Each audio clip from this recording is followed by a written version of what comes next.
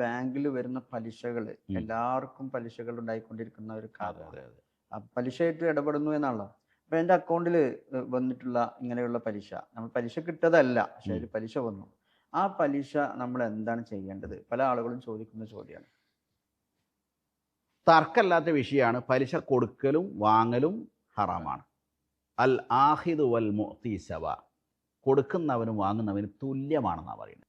അള്ളാഹു ഖുർആനിൽ യുദ്ധം പ്രഖ്യാപിച്ചോ എന്ന് പറഞ്ഞിട്ടുള്ള ഒരേ ഒരു കുറ്റം പാപം പലിശയാണ്. പക്ഷേ നമുക്കിന്ന് കള്ളുകൂടിയനെ കാണുമ്പോൾ ഒരു വലിയ പാവിയും പലിശ ഒക്കെ ചെയ്യുന്ന ആളുകൾ മാന്യനുമായിട്ടാണ് ഇന്ന് സമൂഹം വിലയിരുത്തുന്നത്. അത് ഈ വ്യാപകത്വത്തിൻ്റെ പ്രശ്നമാണ്. ഒരാളുടെ അക്കൗണ്ടിൽ പലിശ എന്തായിരുന്നാലും വരും. ഒരു സംഖ്യ ബാങ്കിലുണ്ടെങ്കിൽ അതിന്മേൽ പലിശ വരും. അയാളെ മുമ്പിലുള്ള മാർഗങ്ങൾ നമുക്കൊന്ന് നോക്കാം. ഒന്ന്, ബാങ്കിൽ തന്നെ ബാങ്കിന് തന്നെ കൊടുക്കുക എന്നുള്ള, വേണ്ടാന്ന് പറഞ്ഞിട്ട്. അതിൻ്റെ അർത്ഥം പലിശ സ്ഥാപനത്തെ സഹായിക്കുക എന്നാണ്. അയാൾ കുറച്ചും കൂടി അയാളെ സഹായിക്കുക എന്നാണ്. അത് അനുവദനീയമല്ല. വലാ തആവനു അലൽ ഇസ്മി വൽ ഉദ്വാൻ, പാപത്തിനും കുറ്റകരമായ കാര്യങ്ങൾക്കും വേണ്ടി സഹകരിക്കാൻ പാടില്ല. അപ്പോൾ അത് ഒന്നാമത്തെ ഓപ്ഷൻ. രണ്ടാമത്തെ ഓപ്ഷൻ വാങ്ങിച്ചിട്ട് കത്തിച്ച് കളയാന്നുള്ള.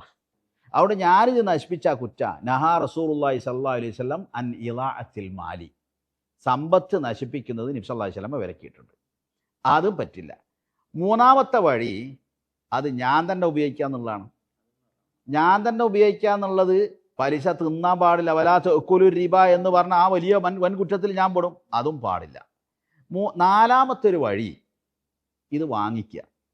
വാങ്ങിച്ച കുറ്റം എന്നിൽ നിന്ന് ഒഴിവാകാൻ വേണ്ടി ഏതെങ്കിലും ഞാനല്ലാത്ത, എൻ്റെ കുടുംബമോ എൻ്റെ മക്കളോ എൻ്റെ ബന്ധുക്കളോ അല്ലാത്ത അർഹരായ പാവങ്ങൾക്കോ, പണ്ഡിതന്മാർ പറയുന്ന പൊതുവായ കാര്യങ്ങൾക്ക്, പൊതു കുടിവെള്ള പദ്ധതി, പൊതു കിണർ, പൊതു വഴി, പൊതു റോഡ്, അങ്ങനെയുള്ള സംരംഭങ്ങൾ, ഇനി നമ്മളെ നാട്ടിൽ അഗതി സഹായ മന്ദിരങ്ങൾ, ചാരിറ്റി നടത്തുന്നത്, അതിൽക്കൊക്കെ കൊടുക്കുക. ആ കൊടുക്കുമ്പം ശ്രദ്ധിക്കേണ്ട കാര്യം, അവരെന്നോട് പിരിവ് ചോദിച്ച് വരുമ്പോൾ ഞാൻ രക്ഷപ്പെടാൻ വേണ്ടി കൊടുക്കണമായിരുന്നു. എൻ്റെ ഹലാലായ പൈസയാണ് അതിനൊക്കെ കൊടുക്കേണ്ടത്. ചില ആളുകൾ ചോദിക്കും, എൻ്റെ അയൽവക്കത്തെ പാവപ്പെട്ട ഒരു കുടുംബത്തിൻ്റെ മോളെ കല്യാണമാണ്, പാവങ്ങളാണ്, എൻ്റെ പലിശ അതിന് കൊടുക്കാൻ പറ്റുമോന്ന്. അതെന്തിനാ അങ്ങനെ ചോദിക്കണമെന്നറിയോ? ഇയാൾ പലിശ ഒന്നും ഇല്ലാത്ത ഒരാളാണെങ്കിൽ ഇയാളെ സ്വന്തം പൈസ എടുത്ത് കൊടുക്കേണ്ട കേസ് വയ്ക്കും. അത് കൊടുത്തെന്ന് വരുത്തുകയും വേണം, എന്നാൽ ഇയാളെ സ്വന്തം പൈസ കൊടുക്കാതിരിക്കുകയും വേണം. ആ വോട്ടടക്കാൻ വേണ്ടി ഈ പലിശ എടുത്തിട്ട് കൊടുക്കാൻ പറ്റുമെന്നാണ് ചോദിക്കുന്നത്. അപ്പം ഞാനത് പ്രത്യേകം പറയലുണ്ട്, അത് നിങ്ങൾ കൊടുക്കണ്ട. നിങ്ങൾ കൊടുക്കാനുള്ളത് നിങ്ങളെ ഹലാലായ പൈസ കൊടുക്കി. മറ്റേത് നിങ്ങൾ വേറെ ആരെങ്കിലും മുഖേന നിങ്ങളാണെന്ന് തിരിയാത്ത കോലത്തിൽ അവർക്ക് കൊടുക്കി.